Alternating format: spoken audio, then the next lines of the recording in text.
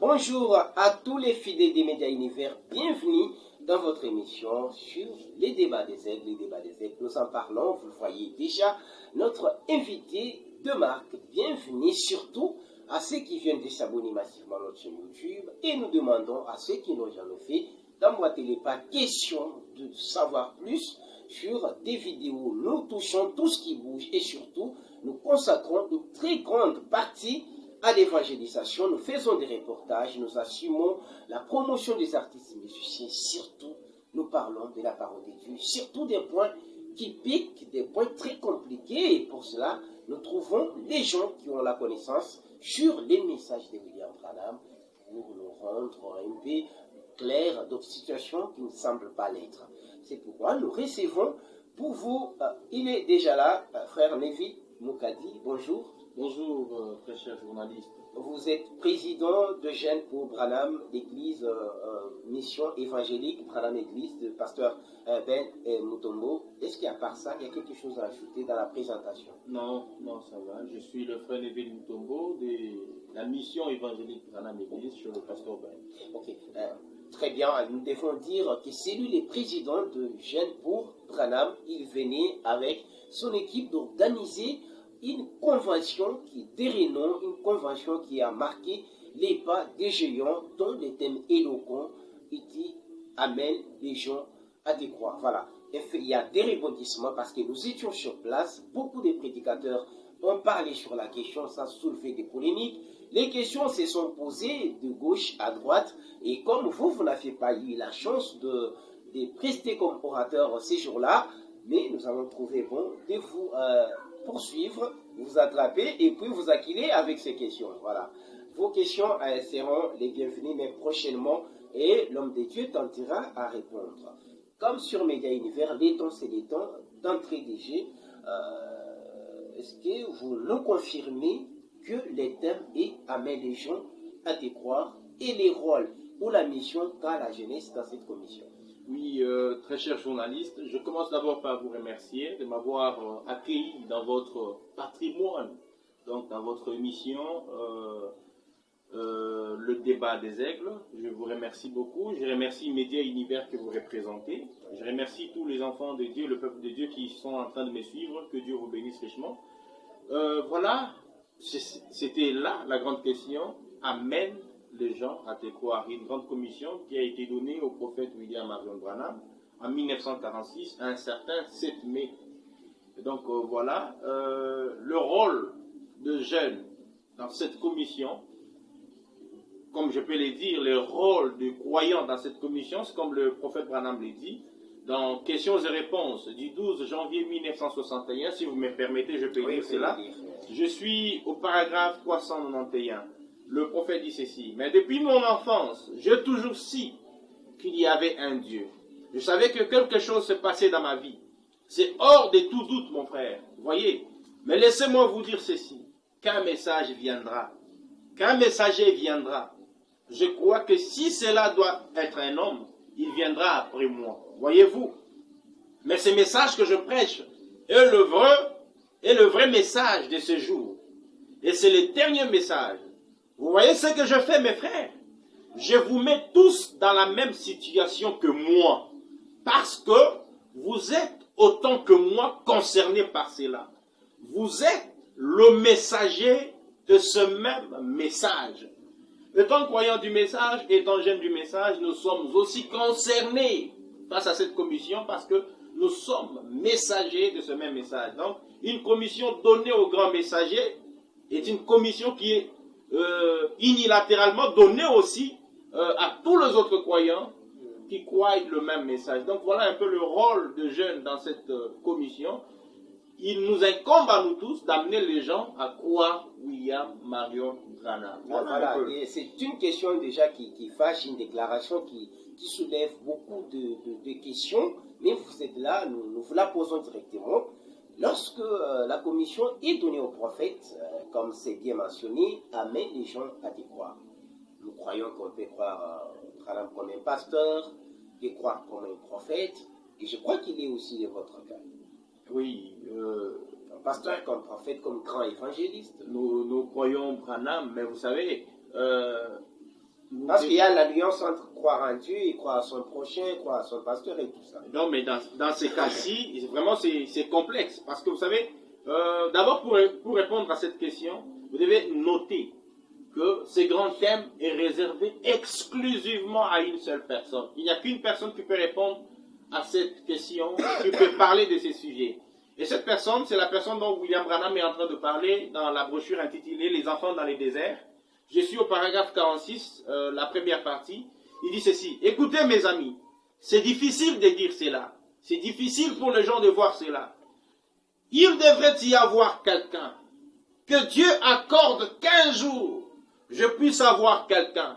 Il m'enverra quelqu'un qui parlera pour moi. Je n'aurai pas à le faire moi-même. En effet, on dirait qu'on se jette de fleurs. Dieu au ciel sait que je ne me tiendrai pas ici pour être hypocrite à ce point devant son peuple, c'est vrai, mais c'est la vérité. Je serai jugé pour cela au jour du jugement. Il a déjà dit cela. Donc, il n'y a qu'une personne qui peut parler, et le prophète Branham lui-même ne peut pas parler de lui-même. Amener les gens, personne parle de lui. Évidemment, amener les gens à croire au prophète Branham. Ce n'est pas au prophète Branham de commencer à s'expliquer, de dire voilà. Mais qui doit l'annoncer? La personne qui doit l'annoncer, c'est le messager de ce même message, comme il l'a dit. Vous êtes autant concerné que moi. Et c'est qui ces messagers? Ces messagers-là, vous pouvez facilement le voir parce que c'est la personne qui parle de William Marion Branham. Ah bon? Oui. Ok. Amène les gens à te croire. Voilà. Nous savons très bien que les gens croyaient déjà en Dieu, les gens croyaient en Jésus-Christ. Pourquoi on croit en William Branham? Et donc voilà, merci beaucoup pour cette question. Je commence par lire le prophète. Je suis dans la commission de Moïse. Au paragraphe 23, je préfère prendre la partie B. Le prophète dit ceci. Il explique d'abord l'objet de la présence de l'ange vers lui. Il dit, maintenant, quand l'ange est venu vers votre serviteur ici présent, il a dit, si tu amènes les gens à te croire. Maintenant, voilà la chose difficile. Si tu amènes les gens à te croire, combien croient en Dieu? Vous tous, n'est-ce pas? Vous croyez Christ, vous croyez le Saint-Esprit. Maintenant, ce n'est pas ça le problème ce soir. Je suis content que vous fassiez cela. Cela fait de vous un chrétien. Lorsque vous croyez en Dieu le Père, Dieu le Fils et le Saint-Esprit, le prophète dit, cela fait de vous un chrétien. Mais ce n'est pas ce que j'essaie de vous faire comprendre maintenant. Ah bon? Ce n'est pas ce que j'essaie de vous faire comprendre maintenant. Ça n'a pas quelque chose à voir avec la commission de l'ange. Ce n'est pas ce que j'essaie de vous faire comprendre croire maintenant. Au Saint-Esprit, croire en Christ, tout ça fait de vous chrétiens, oui. Mais ce n'est pas ce que j'essaie. Oui. Donc, il ne veut pas faire prendre ses rôles. Évidemment. Croire au Seigneur, si je peux le dire, croire au Seigneur Jésus-Christ, ce n'est pas ce dont l'ange a dit. Et je continue, dit, j'en arrive là lorsque je fais l'appel à l'autel. Vous devez le croire d'abord. Si vous n'êtes pas en contact avec eux, le Père, le Fils et le Saint-Esprit, si vous n'êtes pas en contact avec eux, vous ne connaîtrez jamais ceci. Mais, tout comme vous croyez en eux, vous devez aussi croire que je vous dis la vérité, que ce que je dis est la vérité. Jésus, il ne pouvait opérer aucun miracle, ou quoi que ce soit, ou n'importe quel genre de miracle, parce que les gens ne le croyaient pas. Il y avait aussi les gens qui ne croyaient pas à Jésus. Évidemment. La Bible dit Dieu a tant aimé le monde, il a donné son Fils unique afin que quiconque croit en lui. Mais le Fils unique ne pouvait rien faire pour tout ce monde-là s'il ne pouvait pas croire en lui. Le prophète dit ceci. Et ceux-là même, les gens qui croyaient Dieu, ont tué Jésus. Est-ce vrai? Peu importe combien ils croyaient en Dieu, ils étaient très religieux, orthodoxes, très religieux. Ils croyaient Dieu. Mais le croire lui, Jésus, le croire lui, oh non, voyez-vous, c'était trop. Un homme, il ne pouvait pas croire un homme. il pouvait croire Dieu. Donc, le problème ici, c'était croire en un homme. Croire en Là, un homme. c'est compliqué, comme ils l'ont fait avec Christ. Oui. Là, il s'agit de quelle prédication? Ça, c'est la commission de Moïse. La commission de Moïse, le paragraphe 24, je vais donner la date. Ouais. Pour ceux qui vont suivre l'émission, ça a été prêché. Une forte déclaration. Oui, ça a été prêché le 10 janvier 1950. Voilà. Donc voilà. Lorsque le Seigneur Jésus est venu sur la terre, les gens devaient le croire, lui, la personne. Mais les gens ont dit, non, moi je ne peux pas croire à ce monsieur, je ne peux pas croire en un homme, je dois croire en Dieu. Et le fait de croire en Dieu ne les a pas aidés à ce qui concernait les dons Jésus. Ils devaient d'abord commencer par croire la personne Jésus, avant que cette personne Jésus n'accomplisse pour eux le miracle. Et frère Branham dit ceci, si je peux continuer, je serai avec toi comme j'ai été avec Moïse. Prêcher les 9e mois 1960 matin. Je suis au paragraphe 47 et 48. Frère Branham dit ceci. Nous trouvons aussi que Josué, connaissant cette commission, sachant qu'elle reposait entre ses mains, que Dieu l'avait appelé à un devoir auquel il ne pouvait pas manquer. Il marchait avec douceur devant Dieu. Et lorsqu'il a rassemblé le peuple, il lui a dit que Dieu l'avait commissionné. Observez la demande du peuple. Ils ont dit, nous te suivrons comme nous avons suivi Moïse, si nous voyons la même chose qui a suivi Moïse, te suivre. Fortifie-toi seulement et prends courage. Au 48, il dit, cela devrait être la condition requise de chaque personne née de nouveau aujourd'hui. S'il nous est demandé de suivre, alors que nous puissions voir les signes suivre le croyant, comme Jésus a dit, les choses que je fais, vous le ferez aussi. Donc cette foi est conditionnée par les signes. Absolument. Aujourd'hui, il ne s'agit pas seulement de croire, on doit avoir les signes. Absolument. Aujourd'hui, le vrai croyant naît de nouveau. Lorsque Branham vient dire, l'ange m'a dit de vous amener à me croire. La condition requise, le vrai croyant né de nouveau devrait dire, Branham, l'ange t'a dit ça, ok, d'accord, là, il n'y a pas de problème. Mais nous te suivrons, nous te croirons, comme nous avons cru au Seigneur Jésus-Christ, seulement si nous voyons le même signe qui accompagnait le Seigneur Jésus, t'accompagner. Et ça, on le sait que c'est les signes qui ont accompagné Jésus pendant son vivant, on est dans l'éternité, n'ont jamais suivi William Branham, ça il faut les savoir. Non, mais vous savez, des déclarations. Vous savez, vous devez d'abord. Nous devons. Les signes qui ont suivi Jésus, vous ne pouvez pas comparer Jésus avec Branham. Vous savez, nous devons d'abord commencer par comprendre, par connaître quels ont été les signes qui ont accompagné le Seigneur Jésus. Là, on peut aller alors. Je suis dans la brochure que le prophète a intitulée. Et voir si cela accompagnait aussi. Oui. Je suis dans la brochure que le prophète a intitulée Posséder le porte de l'ennemi. Prêché le dimanche 8 novembre 1959. Je suis au paragraphe 122. Il dit ceci. Maintenant, messieurs, s'il existait au monde un moyen pour moi de vous aider, je le ferai. Voyez-vous, je suis simplement, tel que nous sommes ici, nous sommes simplement des inconnus. C'est la première fois que je vous rencontre. Mais j'ai la responsabilité en tant que ministre de dire la vérité et d'être un témoin de Jésus-Christ. Et maintenant, je ne veux pas que vous me disiez quoi que ce soit. Je veux simplement que vous me répondiez en disant si oui ou non c'est vrai. Et ensuite, laissez-les agir. S'il accomplit la même chose ici sur l'estrade, à travers ces corps-ci, qu'il a accompli à travers le corps de Jésus-Christ, c'est-à-dire Dieu en Christ, Jésus a dit, je ne fais rien avant que le Père qui est en moi me le montre. Il me dit quoi faire. Ce n'était donc pas Jésus qui parlait à la femme au puits. C'était le Père en lui qui parlait à la femme.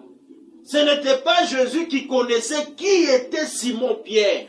C'était le Père en lui, qui demeurait en lui, qui connaissait qui était Simon-Pierre. C'est cela, vous voyez. Donc voilà les œuvres. Branham est en train de dépouiller Jésus ici. Oui, Branham dit. Pourquoi il est en train de dépouiller Oui, pourquoi il est en train de le dépouiller. Il explique pourquoi il le dépouille. Je suis dans le faire sortir de l'histoire. Donc tout ça, vous voulez nous amener à quelque chose. Allons-y d'abord. Je suis dans le faire sortir de l'histoire. Prêché le mercredi 1er octobre 1958.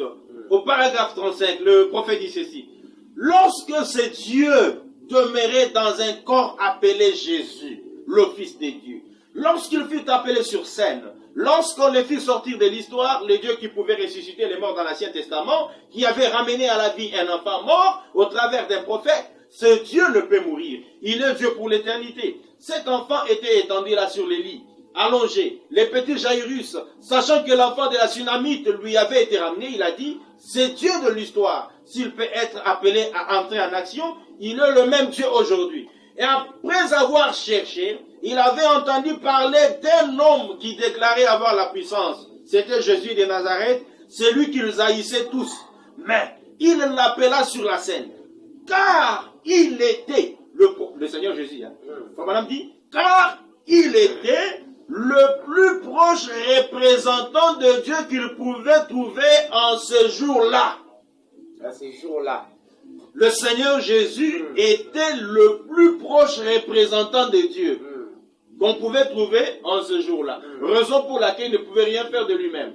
Il fallait que Dieu agisse en lui. Oui. Et quand Dieu agissait en lui, ce n'était pas lui le représentant qui agissait, c'était Dieu qui agissait au travers le représentant, le Père en lui. Oui. Donc voilà pourquoi les Juifs, lorsque Jésus les a abordés, il leur a dit, je vous ai fait voir plusieurs bonnes œuvres venant de mon Père. Pour laquelle voulez-vous me lapider? Ils lui ont dit, non, nous ne te lapidons pas pour une bonne œuvre que tu as accomplie, mais pour un blasphème. Parce que toi, tu es un homme, tu t'es fait Dieu. Voilà pourquoi les Juifs ont refusé de croire au Seigneur Jésus-Christ. Et aujourd'hui, le prophète Branham dit, si l'histoire ne se répète pas, mon nom n'est pas William Marion Branham. Branham aussi. Aujourd'hui, l'ange vient à Branham. C'est que Jésus a vécu, ça doit se répéter dans sa vie. Oui, l'ange dit à Branham. Disez-nous ces choses. L'ange dit à Branham. Disez-nous Branham. L'ange dit à Branham, amène les gens à te croire. Te croire, toi qui es un homme. Mais comment est-ce que les hommes peuvent te croire, toi un homme? Branham dit, la chose la plus difficile que Dieu n'ait jamais réalisée, c'est d'amener un mortel à croire à un autre mortel. Mais l'ange vient dire à Branham, va, amène les gens à te croire. Comme ça s'était passé. C'est ce truc-là qui est très compliqué. Très compliqué, très difficile. Pour un homme qui avait des faiblesses. Voilà. Et qu'on connaît. Et Branham dit ceci, je suis dans étroite et la porte. Étroite et la porte, je suis au paragraphe 53. Le frère Branham dit ceci, c'est une longue lecture. Je me demande ce matin si je ne pourrais pas comparer cette génération-là à celle-ci. Voyez-vous, c'était à la fin de la dispensation des Juifs. Il faisait allusion à différentes choses et à différentes fins des dispensations. Il leur disait que la chose même qui avait été accomplie dans les dispensations précédentes s'accomplissait devant eux. Ils n'ont pas réussi à les reconnaître, Jésus. Voyons quelques-unes des choses dont il leur parlait. Ils ne pouvaient pas, par exemple, croire que Dieu était dans cet homme-là. Les Juifs ne pouvaient pas croire que Dieu était dans cet homme-là, Jésus. Galilée. Pour eux, le plus grand obstacle à surmonter, c'était le fait que lui, qui était un homme, se faisait pourtant Dieu. Ils ne pouvaient pas voir comment Dieu pouvait habiter dans la chair humaine. Ils ne pouvaient pas voir. Les Juifs ne pouvaient pas voir comment Dieu peut habiter dans la chair humaine. Et dans tous les âges de tout temps, Dieu a toujours habité dans l'homme. L'homme est l'agent de Dieu. Dans chaque génération, Dieu parle à son peuple à travers de l'œuvre humaine. Il choisit toujours quelqu'un ou quelque chose qu'il peut utiliser. Comme ceci s'achoppait, il a fait mention d'Abraham. Il leur a dit, vous prétendez être les enfants d'Abraham, mais Abraham, votre père, a vu mon jour. Il s'est réjoui. Abraham le prophète, sans doute que Jésus leur montrait par là qu'il leur avait prouvé qu'il était le Messie, puisque le signe du Messie le suivait. Et il en avait été ainsi pour chaque génération, le signe du Messie. Mais que lui, Jésus, se fasse Dieu, le Messie lui-même, c'était pour eux une occasion de chute. Ils ne pouvaient comprendre cela. Or, lorsque Abraham, qu'ils appelaient leur père, a rencontré Dieu, il était aussi dans la chair. Parce qu'il a mangé de la viande de veau, du pain de maïs avec du beurre et bu du lait en présence d'Abraham, pourtant il était Dieu. Abraham l'a reconnu comme étant Dieu, l'a appelé Elohim, soit le tout-puissant Jéhovah, un homme qui portait des vêtements avec de la poussière sur son corps et qui s'est assis à l'ombre d'un arbre et a mangé de la viande et bu du lait. Et puis ces Juifs froid, au cœur cruel, égoïste, propre, juste, ne pouvaient croire qu'il fût le Fils de Dieu. Ils appelaient Abraham leur père. Il était en train de leur dire qu'il faisait la même chose dans sa chair que Dieu avait faite dans une autre chair lorsqu'il avait rencontré leur père Abraham. Abraham l'avait reconnu, mais eux ne pouvaient pas le reconnaître. Voyez que Dieu, dans tous les âges, a toujours habité dans l'homme. Et lorsqu'il habite dans l'homme, il amène les gens à croire cet homme-là. Il est descendu devant Abraham dans une chair humaine. Il a appelé Abraham à le croire. Abraham l'a cru. Il l'a cru pourquoi? Parce qu'il a vu les signes. C'était quel signe? Le fait de tourner les dos à Sarah, à l'attendre. Discerner les pensées que Sarah pensait derrière lui. Abraham a dit non, celui-ci ce n'est pas un homme, c'est le tout suffisant, Elohim. Abraham se prosterna, l'a adoré. Dans la deuxième dispensation, Ramenez-nous. dans le Nouveau Testament, lorsque le Seigneur Jésus est venu, il était un homme. Il était un homme de chair. Il avait des sentiments, il avait des sensations. Il était un homme. Et Dieu est descendu en lui. Dieu a discerné les pensées de Simon-Pierre. Il a discerné les pensées de Nathanaël. Il a discerné les pensées de la femme au puits. Simon-Pierre et les autres l'ont cru. Mais les autres ne l'ont pas cru parce qu'il était un homme. Il était un homme. Et aujourd'hui, le prophète Balaam dit, je suis dans la brochure qu'il a intitulée Les réalités infaillibles du Dieu vivant. Nous sommes aujourd'hui pour voir les scènes, les signes qui ont accompagné Jésus doivent être aussi observés chez William Branham. Les réalités infaillibles du Dieu vivant, prêché le dimanche 26 juin 1960 matin, au paragraphe 64. Mais aujourd'hui, nous essayons de donner aux gens quelque chose dont ils ont vraiment besoin. Aujourd'hui, là, ce que nous sommes en train de faire, c'est d'essayer de donner aux gens quelque chose dont ils ont vraiment besoin. Et ils ne veulent pas accepter cela. Vous voyez, malgré tout ce que nous faisons ici, les gens ne veulent pas accepter cela. Ça dit tous ces trucs. Madame dit ceci. Ils n'en veulent tout simplement pas. Et l'attitude des gens n'a pas changé. Pourtant, c'est exactement la chose dont le monde a besoin aujourd'hui. La religion de Jésus-Christ, la délivrance de choses dont ils ont peur et qu'ils redoutent, et dont ils ont besoin d'être délivrés. Du temps où il était sur terre. L'une des raisons pour lesquelles les gens n'ont pas pu recevoir Jésus de Nazareth et croire en lui. Vous voyez, croire. Donc, ce mot-là, croire, revient toujours. Croire en lui et obtenir ainsi la délivrance, c'est que c'était trop inhabituel pour eux. Il apporta sa délivrance, Dieu leur avait envoyé la délivrance, mais cela était si inhabituel pour eux qu'ils n'ont pas voulu l'accepter. En effet, ce n'était pas venu de la manière dont ils étaient habitués à recevoir la religion. Et une situation très remarquable existe encore aujourd'hui. Nous quittons le peuple du Seigneur Jésus. C'est Branham qui ramène ça directement. Et plus grave, la brochure est traduite par notre papa, le révérend pasteur Dioka. C'est lui qui a traduit ça. C'est chez Shekinah Publication. Que Dieu bénisse les pasteurs. Ah, qu'il les bénisse vraiment. Je continue. Travail formidable. Le prophète dit, il quitte l'époque du Seigneur Jésus, il arrive aujourd'hui, il dit, et une situation très remarquable existe encore aujourd'hui. Il est très frappant d'en voir le parallèle. Les gens d'aujourd'hui se demandent où se trouve le Dieu qui a ouvert la mer Rouge. Où se trouve le Dieu qui a guéri les lépreux?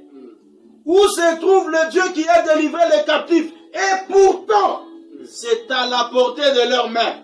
Ils ne veulent pas le recevoir. Pourquoi? Pour la même raison qu'ils avaient hier. C'est trop contraire, c'est inhabituel. Donc, c'est toujours pour cette raison-là. Toujours pour cette raison. Ce qui empêche l'homme à croire, c'est l'homme. C'est l'homme. Oui. Aujourd'hui, il refuse de le croire parce que c'est un homme. Mais vous avez dit qu'il faut montrer les signes. Jusqu'ici, moi j'aimerais que les signes qui ont accompagné Jésus, ou bien que vous puissiez me lire noir sur blanc, le prophète Branham qui a dit, qui a fait ce que Jésus a fait, puis qui a fait même plus que ce que Jésus a fait. Parce que jusqu'ici, oui, vous dites Branham, vous nous ramenez. Mais les signes que vous avez fait mention ici, quels sont les signes qui prouvent aujourd'hui que Branham peut remplir ses rôles? Voilà le signe qui prouve aujourd'hui que Branham est celui qui a rempli ce rôle. Ces signes-là ne sont pas à rechercher. Parce qu'on ne peut pas les croire. Parce que ces signes-là, le signe est connu de tous. Ah bon? Tout le monde a vu William Marion Branham avec la colonne de feu sur sa tête. Et beaucoup n'ont pas compris pourquoi. Pourquoi Branham a eu la colonne de feu sur sa tête? Beaucoup se posent des questions, mais qu'est-ce qui se passe avec ce monsieur? Mais quand vous prenez la brochure Reconnaître votre jour et son message, au paragraphe 135, Branham explique pourquoi la colonne de feu est au-dessus de sa tête. Il dit, la colonne de feu est un signe et la preuve, la confirmation de Dieu. Ça vient confirmer Dieu. Il dit, j'essaie d'arracher un peuple, de les détacher de toutes ces autres choses, de les tailler pour leur faire sortir de là et de les montrer par les Écritures que c'est Dieu qui se tient là.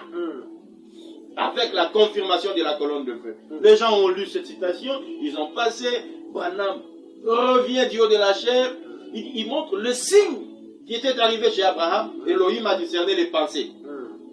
Jésus a discerné les pensées. Et aujourd'hui, William Marion Branham, tournant le dos, discernant les pensées des gens. Tout le monde les croit. Tout le monde le voit et le croit. Ouais. Et là, les gens vont dire, non, mais vous savez, moi je ne peux pas croire ce monsieur, je ne peux pas le croire. Ils refusent de le croire aujourd'hui. Et aujourd'hui, il y a une raison de plus qui fait que les gens refusent de croire William Branham. Alors, allez-y encore. Quelle raison? Je vais donner cette raison-là. Je suis dans la brochure qu'il a intitulée Un témoignage. Un témoignage prêché le dimanche 7 juin 1953 soir. Je suis au paragraphe 3. Je suis dans la traduction de Shekinah. Au paragraphe 3, le prophète Branham dit ceci.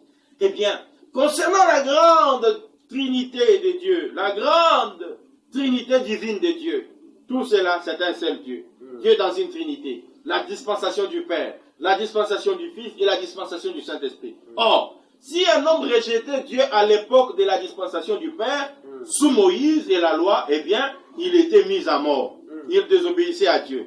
Il violait son commandement. Quand Jésus est venu, il a dit maintenant, quiconque parlera contre le Fils de l'homme, il lui sera pardonné. Mais celui qui parlera contre le Saint-Esprit, il ne lui sera jamais pardonné, ni dans le siècle, ni dans les siècles à venir.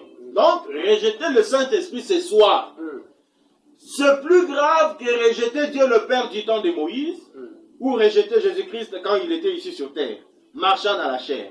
Et comme les gens de l'époque ne comprenaient pas Dieu le Père, les gens pensaient que les Israélites étaient bizarres. Ils avaient appliqué du sang aux portes et tout. Ils pensaient qu'ils étaient une espèce bizarre de gens. Et puis ils ont confectionné une religion à l'époque et en ont fait une religion universelle. Et puis, la chose suivante qui est arrivée, c'était Jésus. C'était Jésus. Quand il est venu, il a bien taillé en pièces tous les fondements de cela. Et eux pensaient qu'il était un imposteur. Mais il était exactement conforme à ce que les Écritures disaient qu'il devrait être. Mais, ils l'ont rejeté. L'Église l'a rejeté. Eh bien alors, après le départ de Jésus, le Saint-Esprit est venu. Et maintenant, ils se fondent sur Jésus pour rejeter le Saint-Esprit exactement comme les autres l'ont toujours fait. Aujourd'hui, le Saint-Esprit est venu. Aujourd'hui, les gens se fondent sur Jésus pour rejeter le Saint-Esprit. Comme les autres l'ont fait. Les autres l'ont rejeté, pourquoi? Parce qu'il était un homme. Et aujourd'hui, on rejette le Saint-Esprit. Mais ce Saint-Esprit-là qui est rejeté, parce que c'est quelque chose de l'imagination. Non, ce n'est pas quelque chose. Ne se touche pas, l'esprit ne se voit, on ne peut pas toucher l'esprit. Non, vous savez, le Saint-Esprit, on ne peut pas les voir. Le Saint-Esprit qui est rejeté aujourd'hui est une personne. Quand vous prenez la brochure, le combat, le paragraphe 19, le frère Branham dit que le Saint-Esprit est une personne. Mais même les témoins de Jéhovah disent que c'est une puissance. Non, mais les témoins de Jéhovah, frère Branham dit ceci. J'appuie, je vais démontrer ce Saint-Esprit-là, c'est qui. Je suis dans la fête des trompettes. La fête des trompettes au paragraphe 235. Le frère Branham dit ceci. Dans le dernier jour, où nous vivons ici, dans le dernier jour, il viendra un messager qui ramènera les gens aux prémices à la foi originelle. C'est frère Branham, n'est-ce pas? Tous nous savons ça, c'est Malachie 4. Malachie 4, c'est qui? C'est frère Branham. Qui ramènera les gens aux prémices à la foi originelle. accorde-les, Seigneur, que ce grand messager qui est au milieu de nous en ce moment, le Saint-Esprit là, non? Que ce grand messager qui est au milieu de nous en ce moment, le grand Christ, le Saint-Esprit, dans les derniers jours, le messager qui vient pour amener les gens à la foi originelle. Je ne suis pas pasteur que je suis là. S'il y a à contredire, les autres viendront. Les débats voilà. des aigles qui peuvent répondre par rapport à ça. Même à distance, on le fait. Donc, Vrigil, le Saint-Esprit. Donc, le grand Christ. Ce n'est pas ce que les témoins de Jéhovah nous apprennent. Non. Le Saint-Esprit, c'est une puissance agissante. Non, le Saint-Esprit n'est pas une puissance, c'est une personne. Ce n'est pas une imagination. C'est pas une imagination, c'est pas une bonne pensée, c'est une personne. Et cette personne, c'est le messager de Malachie, chapitre 4. Le grand Christ. Okay. Comme nous venons de le lire. Et vous savez, plus grave, quand il est venu, les gens l'ont rejeté. Mais l'ange lui a donné la commission. Il y a quand même les gens qui croient. Nous avons beaucoup d'églises du message.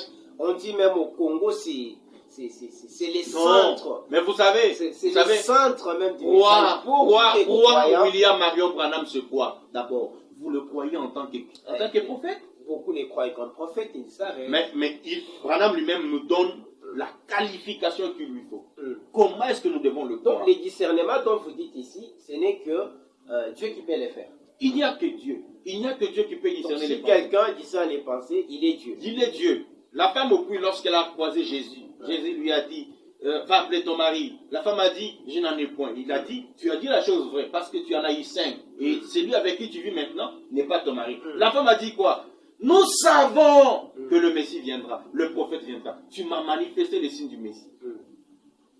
Et la femme a cru. La femme a cru. Donc, elle n'a pas seulement cru pour se limiter là. Elle est allée dans la ville dire, venez voir un homme qui m'a dit tout ce que je fais. Ne serait-il pas le Messie? Ça, c'était les signes du Messie. C'est ça la qualification. Amener les gens à te croire, il faut qu'on croie en Branham comme Messie, qu'on croie en Branham comme Dieu. Est-ce que vous pouvez nous les confirmer? Je vous lis. Parce que nous sommes en train maintenant d'atterrir pour ces premiers numéros. Est-ce que vous pouvez regarder nos téléspectateurs dans les yeux et leur dire que Branham, on doit les croire dans la qualité des dieux adorés ou Branham s'explique. Je ne voudrais pas faire des commentaires pour m'engager moi-même. Voilà. J'engage le prophète. Ouais. Je suis dans la brochure qu'il a intitulée « Les dons et les appels sont sans repentir ». Prêché en 1950.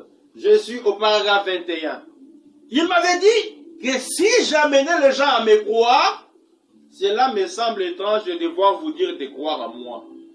Vous voyez, vous voyez les questionnements que vous avez, les questionnements que vous aviez et les questionnements que le peuple a, Branham l'a déjà détaillé ici. Okay.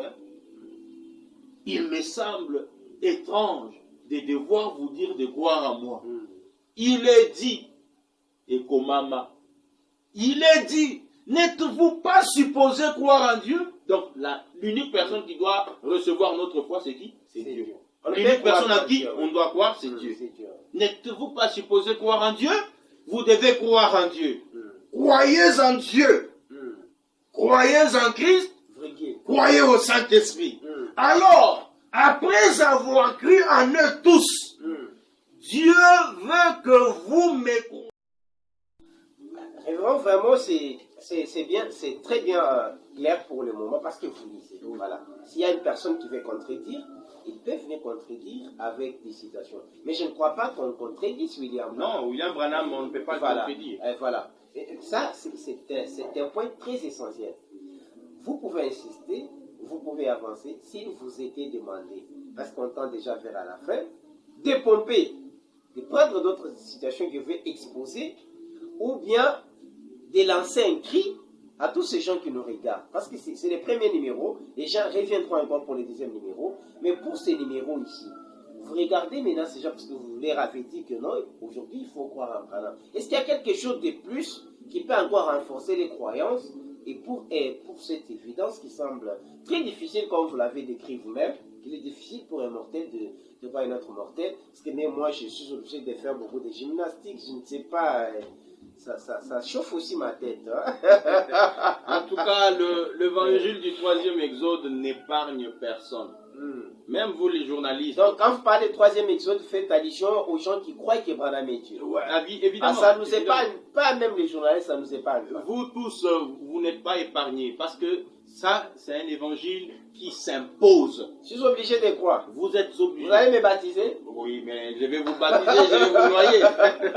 Donc, voyez-vous, le prophète nous dit de croire en lui de la même manière que nous avons cru en Jésus. Et maintenant, il y a une nuance.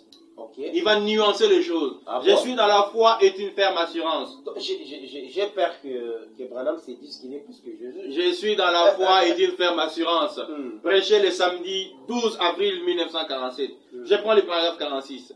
Là, au tout début, il relate l'histoire de la jeune dame qui était malade, qui lui a demandé de bouger les bracelets. La femme n'avait pas de foi pour le faire. Ouais. Je suis au paragraphe 46, il continue, il dit, et puis elle a dit, eh bien, voulez-vous donc me dire que, qu'est-ce que cela a à voir avec Dieu? Quel rôle là? J'ai dit, maintenant écoutez, un ange est descendu dans la pièce et m'a dit que jadis, avant ma naissance, j'ai été prédestiné à avoir un don de guérison divine. Il est venu me dire une nuit dans la pièce que Dieu avait envoyé les dons et que c'était un don de guérison divine pour le peuple. Et si je pouvais amener les gens à me croire, là, c'est Branham. Il ouvre la parenthèse, il dit à me croire. Si je peux amener les gens à me croire, il ouvre la parenthèse, il dit à me croire, il ferme la parenthèse. Et que j'étais sincère dans ma prière, vous savez, Branham, au tout début, n'était pas sincère dans sa prière. Ah bon? Je vais vous donner la raison pourquoi il n'était pas sincère. Il dit, et que j'étais sincère dans ma prière, rien ne résisterait à la prière. J'ai dit, par conséquent, ayant parlé face à face avec cet être surnaturel, je crois cela de tout mon cœur. Et si je peux vous amener à me croire de tout votre cœur, ça, c'est encore c'est la situation des frères Branham. C'est frère Branham. Vous lisez ça vraiment dans les... C'est frère Branham. C'est frère Branham qui l'a dit. Donc, si je peux vous amener à me croire de tout votre cœur. Donc, croire Branham de tout votre cœur. Vous voyez maintenant qu'il y a une nuance. Avec le Seigneur Jésus, on a cru en lui. On a cru au Père. Mais avec William Branham nous dit de croire en lui de la même manière que nous avons cru au Seigneur Jésus. Et là, la nuance c'est quoi? Nous croyons en Branham de tout notre cœur. Et quand vous croyez en Branham de tout votre cœur, la place de Dieu maintenant dans votre cœur est où? Donc, Dieu n'a pas de place partout. Branham s'installe partout. Les pasteurs viendront nous montrer. Branham s'installe partout dans le cœur de l'homme. Les pasteurs qui vont suivre cette émission vont nous dire où se trouve Jésus dans les cœurs. Lorsque Frère Branham dit votre cœur, tout votre cœur, il s'installe. Il n'y a pas de place pour quelqu'un d'autre. Oui, nous attendons les hommes de Dieu, le pasteur, ils peuvent venir aussi nous aider. Ils peuvent venir nous aider à comprendre mieux ce que nous sommes en train de faire voir. Comme je disais, nous devons croire en Branham de tout notre cœur. Lorsque Pierre a rencontré Jésus et que Jésus a su ce qu'était Pierre, Pierre a cru en Jésus de tout son cœur. Il a cru en Jésus de tout son cœur. Il a suivi Jésus partout où Jésus allait. Voyez-vous croire de tout le cœur. Il s'est fait baptiser au nom de Jésus. Il a tout fait au nom de Jésus. Même la prière au nom de Jésus. Et aujourd'hui, l'ange dit à Branham, sois sincère dans tes prières. La sincérité là. Pourquoi Branham doit être sincère dans ses prières? Frère Branham dit ceci. Vous avez dit qu'auparavant, Branham n'était pas sincère. Il n'était pas sincère dans ses prières. Il n'était pas sincère. Ce n'est pas pour rien que l'ange lui dit sois sincère quand tu pries. On dévoile les colis. Je suis dans l'expérience 3. On dévoile l'expérience les colis. Toujours. Vous savez, je suis. Dévoiler les colis. J'aime pas les terreaux. Moi, j'aime beaucoup lire la tradition de pasteur Dick. Vous l'aimez beaucoup? Je l'aime beaucoup. Il connaît ces choses. Il connaît ça. Il connaît ça. Nous lui donnons le temps. Un jour, il arrivera à voir... Pour les baptisons au nom de Branham. Oui, nous lui donnons le temps. Je suis dans Expérience 3, prêché le dimanche 21 décembre 1947, l'après-midi, au paragraphe 135. Maintenant, peux-tu voir cela? Je préfère vraiment commencer avec cela au tout début pour que l'on puisse avoir une idée. Ouais. Je suis au parage 134, je remonte à 134, il dit, juste un instant, je vais essayer pour celui-ci. Je sens ces deux esprits qui combattent ensemble là. Cette jeune fille est sourde muette. Pour moi, elle ne sait pas ce que c'est l'ouïe ou le parler. Maintenant, inclinez la tête. Tout le monde, soyez vraiment respectueux. Voyez si je peux l'amener à entendre. Inclinez la tête, tout le monde. Voilà, on commence à prier. Père bien-aimé, cette petite fille n'est sourde muette. Nous nous rendons compte qu'elle ne sait rien sur le parler ou lui. Mais tu es le seul qui peut lui accorder cela. Maintenant, aide-moi, Dieu bien-aimé, aide-moi à vaincre cet esprit de surdité et de mutisme. Accorde-les, Dieu bien-aimé, au nom de Jésus-Christ. Toi, esprit sourd, muet, sors de cette jeune fille au nom de Jésus-Christ. Frère Branham tape le main. M'entends-tu? Elle n'entend pas. Au nom de Jésus-Christ, sors de cette jeune fille. Frère Branham tape le main. M'entends-tu? Elle ne m'entend pas. Gardez vos têtes inclinées donc. Amen. Qu'est-ce qu'il a fait? Gardez vos têtes inclinées. Amen. Vous voyez? Amen. La jeune fille dit Amen. Au début, il a prié. Au nom de Jésus-Christ, sors de cette jeune fille. Il dit Amen. Est-ce que tu m'entends? Elle n'entend pas. Il demande aux gens, gardez vos têtes inclinées. Après, il dit Amen. Vous voyez? Amen. La jeune fille dit Amen. Née sourde et muette. Elle ne parle pas. Et maintenant, elle dit Amen. Très bien, chérie, papa. Levez la tête. Née sourde muette. Observez-la maintenant. M'entends-tu? Elle m'entend. Frère Branham tape le main. M'entends-tu? Oui. M'entends-tu? Une jolie petite fille. Amen. Amen. Maintenant, peux-tu voir cela? Vous, les internautes, pouviez-vous voir cela? J'aimerais te dire quelque chose donc, observez. Voici ce qui se passe. Voyez-vous? J'aimerais savoir si vous tous, vous avez remarqué cela. Nous sommes sur le point de clôturer. Nous sommes déjà à la fin. Oui, à la Nous sommes sur le point de clôturer. Vous savez, sur le point d'aller aux réunions. Avez-vous remarqué que chaque fois, après que j'ai demandé ou réprimandé un esprit, je reste toujours parfaitement silencieux pendant quelques instants. Donc quand vous lisez Branham là, chaque fois quand il prie, chaque fois quand il réprimande un esprit, il garde silence. Pourquoi? La sincérité de Branham. Pourquoi il garde silence? Qui a remarqué cela dans mes réunions? Faites voir le main. Avez-vous déjà remarqué cela? Maintenant, voici ce qu'il y en est. Il y a 3 mots que je dois répéter en ce moment-là. Donc, au moment où il garde silence, voilà. Dans le silence, il y a 3 mots qu'il répète dans le silence. Les gens ne l'écoutent pas. Il y a 3 mots que je dois répéter à ce moment-là, voyez? Et ce sont les 3 mots nobles de la Bible. Aucun mortel sur terre ne connaît cela. Les 3 mots nobles de la Bible, mais qu'aucun mortel sur terre ne connaît cela. Il cite ces 3 mots nobles là. Branham lui-même en silence, il les cite. Nous continuons avec la lecture. Il dit, alors, aucun mortel sur terre ne sait cela. Voyez-vous? Et quand je demande cela, alors cela revient avec secousse. Au retour de cet esprit-là, la personne est guérie. C'est la raison pour laquelle vous m'entendez dire cela. Voyez-vous? C'est ce qui se passe. Maintenant, j'ai fait cela afin que vous ne m'interrogez pas à ce sujet en venant dans la ligne.